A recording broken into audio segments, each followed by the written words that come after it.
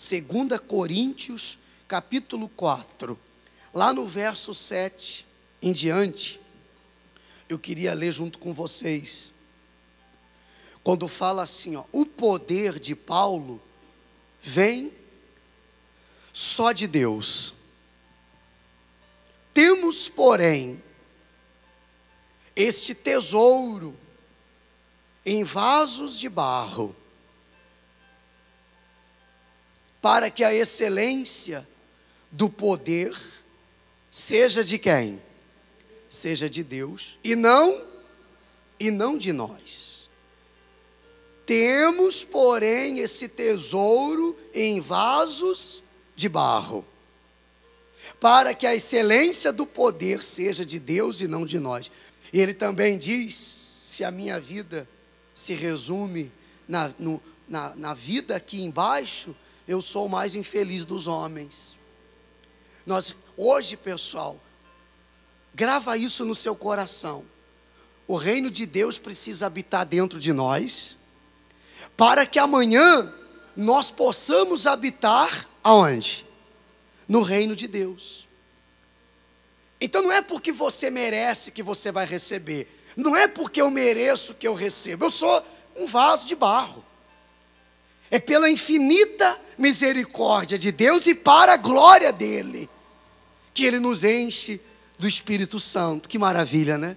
Porque se Ele fosse olhar para os nossos erros, para as nossas falhas, para a nossa pequenez, para as nossas deficiências, nós estaríamos perdidos. Concorda, sim ou não? Eu acredito que ninguém consiga explicar esse mistério. Qual é o critério que Deus usa para escolher alguém? Porque basta olhar para mim e eu vou entrar em parafuso. Porque como é que Ele pode ter escolhido alguém com tantas falhas, com tantos erros, para que Ele pudesse habitar dentro de nós? Então o critério que Ele usa é desconhecido. Que nós conhecemos quantos que são melhores do que nós, que têm muito mais capacidade do que nós, e o Espírito de Deus ainda não habita nelas, não está na vida delas. E nós tivemos esse privilégio, como nós vimos aqui. Não é para a nossa glória, é para a excelência, é para a glória de quem? É para a glória de Deus. Então, grava isso. Hoje o reino de Deus quer habitar dentro de você, para que amanhã você possa habitar no reino de Deus. Quem não recebe o reino de Deus nesse mundo, quando partir desse mundo, não vai poder entrar no reino de Deus. Quem entendeu? Ele continua dizendo, versículo 8: em tudo somos atribulados, porém não angustiados, perplexos, porém não desanimados. Em tudo somos atribulados, porém não o quê? Não angustiado. Quem não passa por tribulações, quem não foi atribulado? Só que ele diz, olha, você pode até ser atribulado, mas você não pode permitir que as tribulações tragam angústias para o seu coração. Ele diz ainda, perplexos, porém não desanimados. Perplexo significa a pessoa passar por situações que ela olha e diz assim, poxa, eu não acredito que isso está acontecendo comigo. Eu esperava isso de qualquer pessoa, menos de você. Perplexo. Às vezes você passa por uma situação e você diz, olha, eu pensava que isso só acontecia na vida dos outros. Mas mesmo que você fique perplexo por uma situação que você passe, você não pode desanimar. Olha, pessoal, posso falar uma coisa bem séria para vocês agora? Sim ou não? Nós que cremos nesse Deus, no Deus vivo, no Deus de Abraão, nós não temos o direito de desanimar. Não temos. Nós não podemos nos dar o direito de desanimar, porque olha a grandeza do nosso Deus. Olha quem é o Deus que você está servindo, mulher. Então, me desculpe, mas a senhora não tem o direito de desanimar se você crê nesse Deus. Aliás, que isso sirva para fortalecer ainda mais a sua fé, para amadurecer ainda mais a cada dia. Amém, pessoal?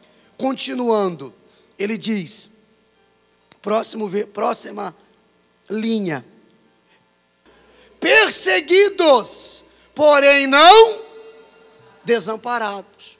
Então, ser perseguido por causa do nome do Senhor Jesus é uma honra. É uma honra. Tem pessoas que elas são perseguidas por causa do time de futebol, por causa do partido político que ela defende, por causa de quem ela vota. Ela é perseguida pela sua profissão. Mas eu quero dizer para você que a maior glória desta vida é você poder ter sido já, pelo menos uma vezinha só, ter sido perseguido por causa de quem? De Jesus. Versículo 9: perseguidos, porém não desamparados, abatidos, porém não destruídos. Então, ainda que perseguidos, nós não estamos desamparados. Nós temos um Deus que nos ampara. Veja o exemplo daquele pai que vê o seu filho correndo perigo, que vê o seu filho correndo riscos. O que o pai faz? Ele coloca toda a força dele para arrancar o filho da mão do agressor. Por mais que o seu filho esteja tudo errado, por mais que o teu filho tenha feito por merecer, está apanhando porque fez por merecer, você vê ele apanhando, você cruza os braços? Você sai em defesa, sim ou não? Se nós somos assim, a Bíblia diz: se vós que sois maus, sabeis dar boas dádivas aos vossos filhos, quanto mais o vosso Pai Celestial. Se você pedir o Espírito Santo, Ele te dará. Não tem o que Ele não queira dar a você. Não tem o que Ele não possa fazer por você. É claro, como eu falei para o povo pela manhã, Ele não vai lhe dar tudo o que você pede, mas Ele vai lhe dar tudo o que você precisa. Diga graças a Deus. E lhe digo mais: as lutas que você vem passando, nada mais são do que Deus, nada mais é do que Deus preparando você para honrar você, para que amanhã Ele não te perca, para que amanhã você recebendo isso, você não troque Ele por essa conquista. Quem está entendendo? Aí você vai lá no versículo 16, ele fala assim, o desígnio e efeito das aflições. Engraçado, né? A Bíblia é o manual da vida mesmo, porque a pessoa fica perguntando: não entendo por que eu passo por algumas lutas, por que vem as aflições, mas até as aflições que você passa, ela surte um efeito na sua vida. Olha o que ele diz: o desígnio e efeito das aflições. Por isso, não desanimamos. Pelo contrário, mesmo que o nosso homem exterior se corrompa, contudo, leia aí pessoal, o nosso homem interior se renova. Que maravilha! Mesmo que o homem exterior, a minha força física, ainda que o meu homem exterior, ele venha se corromper, ainda que eu venha me enfurecer, ainda que eu venha me entristecer, ainda que eu venha me irar, ainda que eu venha me iludir, me desiludir, eu não posso permitir que as coisas do lado de fora, vai vendo, venham contaminar, venham influenciar aonde? Do lado de dentro. O que é o homem interior? É a sua fé, é a sua confiança em Deus, é a sua vida espiritual. Ele diz: ainda que você do lado de fora tenha sido bombardeado, Há quem olhe e diga, agora é o fim. Agora não tem mais escapatória. Para você não tem mais jeito. Não deixa que isso venha destruir o homem interior.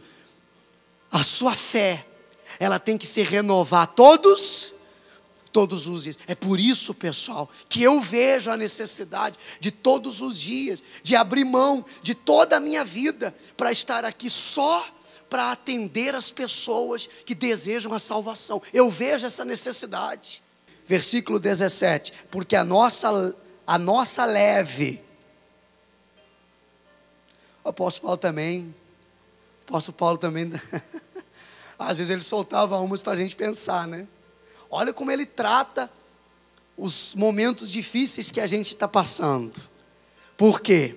A nossa leve, e que mais? E momentânea tribulação produz para nós o quê? Eterno peso de glória, acima de toda comparação. Que bacana. Ele diz, enquanto que a pessoa está pensando que é um peso danado, ela não está conseguindo carregar, ele está dizendo que é o quê? É leve. Enquanto que a pessoa diz assim, parece que nunca vai passar, parece que nunca vai acabar, ele está dizendo que é o quê? Momentâneo. Veja como são os olhos de uma pessoa que anda na fé. Ela não fica dizendo, agora isso não vai passar nunca, não vai acabar nunca. Olha o tamanho do fardo, olha o tamanho do peso, olha o tamanho do problema. Ele olha e diz assim, a nossa leve e momentânea tribulação produz para nós eterno, olha o contraste, produz para nós, aí sim, o quê? Eterno peso de glória, acima de qualquer comparação. Não dá para comparar, meu amigo, minha amiga, as lutas com o que Deus vai fazer na sua vida. Diga graças a Deus. Não dá para comparar. É um exemplo que eu gosto de dar, uma comparação que eu gosto de fazer. Quem já deu à luz já a filhos? Quem é a mamãe aqui? Então, você sabe que a hora do parto é uma hora assombrosa. É ou não é? É uma hora terrível, que ninguém quer passar, só que é necessário. A dor é imensa. Só que quando a mãe ouve o choro da criança, pega a criança nos braços, sente a criança, aquele momento ali, não dá para comparar com o tamanho da dor que ela sentiu. A dor foi grande.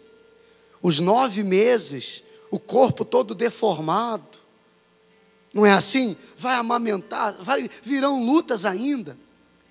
Mas aquele momento, o fato de ser mãe, está acima de qualquer comparação. Não tem nenhuma luta, nenhuma noite em claro que ela passou, que se compara ao prazer dela ter sido mãe. Pois é, era sobre isso que o apóstolo Paulo estava falando. Seja forte.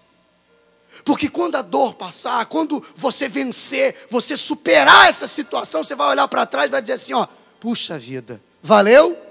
Valeu a pena. Não dá nem para comparar. A alegria, o prazer, a felicidade. Agora, as lutas que eu passei, ainda bem que eu não desanimei, que eu não desisti. Verso 18. Não atentando nós nas coisas que se veem, mas nas que se não veem. Porque as que se veem são o quê? Temporais. E as que se não veem são eternas. Que bacana, ele diz, não atenta para aquilo que você vê. Porque aquilo que você vê é passageiro. Pessoal, tudo nessa vida passa. Inclusive, a gente também. Nós também passamos. Passamos desta vida para uma outra. E aí essa é eterna. Ele diz, não atenta para aquilo que é passageiro. Não atenta para aquilo que os olhos veem, porque isso é passageiro. Atenta para aquilo que os seus olhos não veem, porque isso é eterno.